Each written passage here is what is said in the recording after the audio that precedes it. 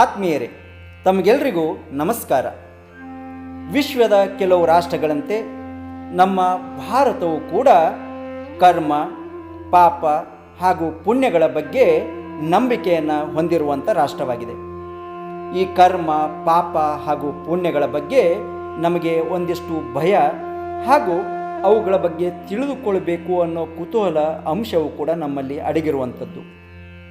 ಹಿಂದೆ ತತ್ವಜ್ಞಾನಿಯೊಬ್ಬನಿಗೆ ಈ ಪಾಪಕ್ಕೆ ಮೂಲ ಯಾವುದು ಅಂತ ತಿಳಿದುಕೊಳ್ಳಬೇಕು ಅನ್ನೋ ಆಸೆ ಹುಟ್ಟುಕೊಳ್ಳುತ್ತೆ. ಅವನು ಅತ್ಯಂತ ದೊಡ್ಡ ತತ್ವಜ್ಞಾನಿ, ಸಾಧಕ, ಹಲವಾರು ಕಠಿಣ ಆಚರಣೆಗಳ ಮೂಲಕ ಸಿದ್ಧಿಯನ್ನು ಸಾಧಿಸಿಕೊಂಡಿರ್ತಕ್ಕಂಥವನು. ಅವನು ತನ್ನ ಗುರುಗಳಲ್ಲಿಗೆ ಹೋಗಿ, ಗುರುಗಳೇ, ಪಾಪಕ್ಕೆ ಮೂಲ ಯಾವುದು ಅನ್ನೋದ್ರ ಬಗ್ಗೆ ನನಗೆ ತಿಳಿಸಿ ಅಂತ ಕೇಳ್ಕೊಳ್ತಾನೆ. ಆಗ ಗುರುಗಳು ಅವನಿಗೆ ಅವನ ಪ್ರಶ್ನೆಗೆ ಹಲವಾರು ರೀತಿಯಲ್ಲಿ ಉತ್ತರವನ್ನು ಕೊಡ್ತಾರೆ. ಆದರೂ ಈ ತತ್ವಜ್ಞಾನಿಗೆ ಆ ಗುರುಗಳ ಉತ್ತರ ಯಾಕೋ ಹಿಡಿಸೋದೇ ಇಲ್ಲ, ಸರಿ ಅನಿಸೋದೇ ಇಲ್ಲ. ಇನ್ನೇನು ಮಾಡಬೇಕು ಅಂತ ಹೊರಡುವಾಗ ಇದನ್ನು ಕೇಳಿಸ್ಕೊಂಡಿರ್ತಕ್ಕಂಥ ವೇಶ್ಯೆಯೊಬ್ಬಳು ತತ್ವಜ್ಞಾನಿಯನ್ನು ಕುರಿತು, ತತ್ವಜ್ಞಾನಿ, ನಿಮ್ಮ ಪ್ರಶ್ನೆಗೆ ಅಥವಾ ಸಮಸ್ಯೆಗೆ ಉತ್ತರ ನನ್ನಲ್ಲಿದೆ, ನಾನು ಕೊಡ್ತೀನಿ ಅಂತ ಹೇಳ್ತಾಳೆ. ಆವಾಗ ತತ್ವಜ್ಞಾನಿ, ಏನು, ನನ್ನಂಥ ತತ್ವಜ್ಞಾನಿಗೆ ನೀನು ಉತ್ತರವನ್ನು ಕೊಡ್ತೀಯ? ನನಗೆ ಸಮಸ್ಯೆ ಅಂತ ಸಾಕಷ್ಟು ಜನ ಪ್ರಜೆಗಳು ಬಂದು ಉತ್ತರವನ್ನು ಕೇಳ್ಕೊಂಡು ಹೋಗ್ತಾರೆ. ಹಲವಾರು ಜನರ ಪ್ರಶ್ನೆಗಳಿಗೆ ಉತ್ತರವನ್ನು ಕೊಟ್ಟವನು ನಾನು. ಅಷ್ಟೇ ಏಕೆ, ರಾಜ ತನ್ನ ಸಮಸ್ಯೆ ಅಂತ ನನ್ನಲ್ಲಿಗೆ ಬಂದು ನಾನು ಕೇಳಿದ್ದನ್ನು ಕೊಡ್ತಾನೆ. ಅಂಥದ್ರಲ್ಲಿ ನೀನೇ ನನಗೆ ಉತ್ತರ ಕೊಡ್ತೀಯ? ನಾನು ಅತ್ಯಂತ ದೊಡ್ಡ ತತ್ವಜ್ಞಾನಿ, ಅದು ನೀನು ಗೊತ್ತಾ ಅಂತ ಕೇಳ್ತಾನೆ. ಆವಾಗ ಆ ವೇಷೆ, ಹೌದು, ನೀವು ದೊಡ್ಡ ತತ್ವಜ್ಞಾನಿ ಅನ್ನೋದು ನನಗೆ ಗೊತ್ತು, ಆದರೆ ನಿಮ್ಮ ಪ್ರಶ್ನೆಗೆ ಉತ್ತರ ನನ್ನಲ್ಲಿದೆ ಅಂತ ಹೇಳಿದಾಗ ಆವಾಗ ತತ್ವಜ್ಞಾನಿ, ಹೌದಾ, ಹಾಗಿದ್ದರೆ ಹೇಳು ಅಂತ ಕೇಳ್ತಾನೆ. ಆವಾಗ ಆ ವೇಷೆ, ನೀವು ನಿಮ್ಮ ಪ್ರಶ್ನೆಗೆ ಉತ್ತರ ಬೇಕು ಅಂತಂದರೆ ನಮ್ಮ ಮನೆಗೆ ಬಂದು ನಮ್ಮ ಆತಿಥ್ಯ ಸ್ವೀಕಾರವನ್ನು ಮಾಡಬೇಕು ಅಂತ ಕೇಳ್ಕೊಳ್ತಾಳೆ. ಆವಾಗ ತತ್ವಜ್ಞಾನಿ, ಏನು, ನನ್ನಂಥ ದೊಡ್ಡ ತತ್ವಜ್ಞಾನಿ ನಿನ್ನ ಮನೆಗೆ ಒಂದು ಆತಿಥ್ಯವನ್ನು ಸ್ವೀಕಾರ ಮಾಡೋದಾ? ಇಲ್ಲ, ನಾನು ಊಟವನ್ನು ಮಾಡಬೇಕು ಅಂತಂದರೆ ಮಡಿಯಿಂದ ಶುಚಿಯಿಂದ ಊಟ ಮಾಡುವಂಥವನು.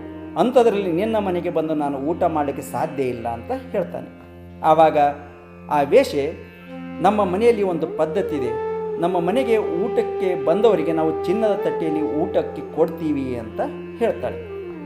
ಆವಾಗ ಆ ತತ್ವಜ್ಞಾನಿ, ನೀನು ಚಿನ್ನದ ತಟ್ಟೆಯಲ್ಲಿ ಆದರೂ ಕೊಡು, ಬೆಳ್ಳಿ ತಟ್ಟೆಯಲ್ಲಿ ಆದರೂ ಕೊಡು, ನಾನು ನಿನ್ನ ಮನೆಯಲ್ಲಿ ಊಟ ಮಾಡೋ ಹಾಗಿಲ್ಲ ಅಂತ ಖಡಖಂಡಿತವಾಗಿ ಹೇಳಿಬಿಡ್ತಾನೆ. ಆವಾಗ ಆ ವೇಷೆ, ನಮ್ಮ ಮನೆಯಲ್ಲಿ ಇನ್ನೊಂದು ಪದ್ಧತಿ ಇದೆ, ಅದೇನೆಂದರೆ ಯಾರು ಚಿನ್ನದ ತಟ್ಟೆಯಲ್ಲಿ ಊಟ ಮಾಡ್ತಾರೋ ಊಟ ಮಾಡಿದವರಿಗೆ ಆ ಚಿನ್ನದ ತಟ್ಟೆಯನ್ನು ಕೊಟ್ಟು ಕಳಿಸ್ತೀವಿ ಅಂತ ಹೇಳ್ತಾಳೆ. ಆವಾಗ ಆ ತತ್ವಜ್ಞಾನಿ ಹಿಂದೂ ಮುಂದೆ ನೋಡದೆ, ಓ ಹೌದಾ, ಹಾಗಾದರೆ ನಾನು ಊಟವನ್ನು ಮಾಡ್ತೀನಿ, ಎಲ್ಲ ತಯಾರಿ ಮಾಡಿಕೊಳ್ಳಿ ಅಂತ ಹೇಳಿಬಿಡ್ತಾನೆ. ಆವಾಗ ಆ ವೇಷೆ ಜೋರಾಗಿ ನಗಲಿಕ್ಕೆ ಪ್ರಾರಂಭ ಮಾಡ್ತಾಳೆ. ಆವಾಗ ತತ್ವಜ್ಞಾನಿ, ಯಾಕೆ ನಗ್ತಾ ಇದ್ದೀಯಾ ಅಂತ ಕೇಳಿದಾಗ, ಇದೇ ನಿಮ್ಮ ಪ್ರಶ್ನೆಗೆ ಉತ್ತರ ಅಂತ ಹೇಳ್ತಾಳೆ. ನೀವು ಪಾಪಕ್ಕೆ ಮೂಲ ಯಾವುದು ಅಂತ ಕೇಳಿದಿರಲ್ಲ, ಈ ಪಾಪಕ್ಕೆ ಮೂಲವೇ ಈ ಆಸೆ, ದುರಾಸೆ. ನೀವು ಮೊದಲು ಊಟ ಮಾಡಿ ಅಂತ ಹೇಳಿದಾಗ ನಾನು ಅತ್ಯಂತ ದೊಡ್ಡ ತತ್ವಜ್ಞಾನಿ, ಮಡಿಯುವಂಥ, ಶೀಲವಂತ ಏನೇನೋ ಹೇಳಿದ್ರಿ. ಆದರೆ ಈಗ ಚಿನ್ನದ ತಟ್ಟೆ ಕೊಡ್ತೀವಿ ಅಂದ ಕೂಡಲೇ ಆ ಶೀಲ ಅಥವಾ ನಿಮ್ಮ ಚಾರಿತ್ರ್ಯವನ್ನೆಲ್ಲ ಮರೆತು ಬಿಟ್ಟಿರಲ್ಲ, ಅಧರ್ಮದಿಂದಾಗಿ ನಮ್ಮ ಮನೆಯಲ್ಲಿ ಊಟ ಮಾಡಲಿಕ್ಕೆ ನೀವು ಸಿದ್ಧರಾಗಿಬಿಟ್ಟಿರಲ್ಲ, ಇದೇ ನಿಮ್ಮ ಪಾಪಕ್ಕೆ ಮೂಲ, ಇದೇ ನಮ್ಮ ಪಾಪಗಳಿಗೆ ಮೂಲ ಅಂತ ಹೇಳ್ತಾಳೆ. ಹೀಗಾಗಿ ನಮಗೆ ನಮ್ಮ ಜ್ಞಾನಕ್ಕೆ ಕತ್ತಲೆ, ಈ ಜೇಡ ಅನ್ನೋ ಒಂದು ಕತ್ತಲೆ ಕವಿದಿದೆ. ಹೀಗಾಗಿ ಇದೇ ನಮ್ಮ ಪಾಪಕ್ಕೆ ಮೂಲ. ಯಾವುದು ಧರ್ಮದಿಂದ ಮಾಡ್ತೀವೋ ಅದು ಪುಣ್ಯ, ಯಾವುದು ಅಧರ್ಮದಿಂದ ಮಾಡ್ತೀವೋ ಅದೇ ಪಾಪಕ್ಕೆ ಮೂಲ ಆಗುತ್ತೆ ಅಂತ ಅವಳು ಆ ಮುನಿಗೆ ಹೇಳ್ತಾಳೆ. ಆವಾಗ ಆ ಮುನಿ ಬೇಜಾರದಿಂದ ಹೊರಡ್ತಾನೆ. ಹೀಗೆ ನಮ್ಮ ಈ ಕರ್ಮ, ಪಾಪ, ಪುಣ್ಯಗಳ ಬಗ್ಗೆ ಹಿಂದೆ ಹಲವಾರು ತತ್ವಜ್ಞಾನಿಗಳು ಹಾಗೂ ಸೂಫಿ ಸಂತರು ಹಾಗೂ ನಮ್ಮ ವಚನಕಾರರು ಶರಣು ಕೂಡ ಹೇಳಿದ್ದಾರೆ.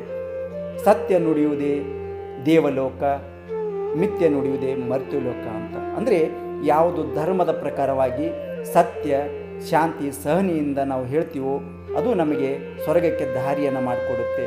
ಯಾವುದು ಅಧರ್ಮದಿಂದ ಕೆಟ್ಟದನ್ನು ಮಾಡ್ತೀವೋ ಅದು ನಮಗೆ ನರಕಕ್ಕೆ ಒಯ್ಯುತ್ತೆ ಅಂತ. ಆದ್ದರಿಂದ ಆ ತತ್ವಜ್ಞಾನಿಯಂತೆ ನಾವು ನಮ್ಮ ಜೀವನದಲ್ಲಿ ಒಂದಿಲ್ಲ ಒಂದು ಅಧರ್ಮದ ಕೆಟ್ಟ ಕೆಲಸಗಳನ್ನು ಮಾಡ್ತಾ ಇರ್ತೀವಿ.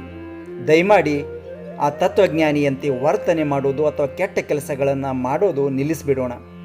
ನಾವು ಅತ್ಯಂತ ವಿದ್ಯಾವಂತರು, ಬುದ್ಧಿವಂತರು, ಶ್ರೀಮಂತರು, ದೊಡ್ಡ ದೊಡ್ಡ ವ್ಯಕ್ತಿಗಳ ರಾಜಕಾರಣಿಗಳ ಪರಿಚಯ ಇದೆ ಅಂತ ತಿಳ್ಕೊಂಡು ಮಾಡಬಾರದ ಅನಾಚಾರಗಳನ್ನು ಅಧರ್ಮದ ಕೆಲಸಗಳನ್ನು ಮಾಡ್ತಾನೆ ಇರ್ತೀವಿ.